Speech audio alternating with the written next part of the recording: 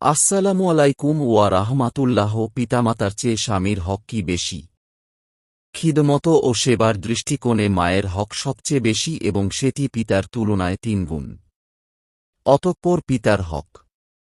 আবু হুরায়রা রাজিয়াল্লাহু আনহু থেকে বর্ণিত, তিনি বলেন, এক লোক রসূলুল্লাহ সাল্লাল্লাহু আলাইহি ওয়াসাল্লাম এর নিকট এসে জিজ্ঞেস করল, হে আল্লাহর রসূল,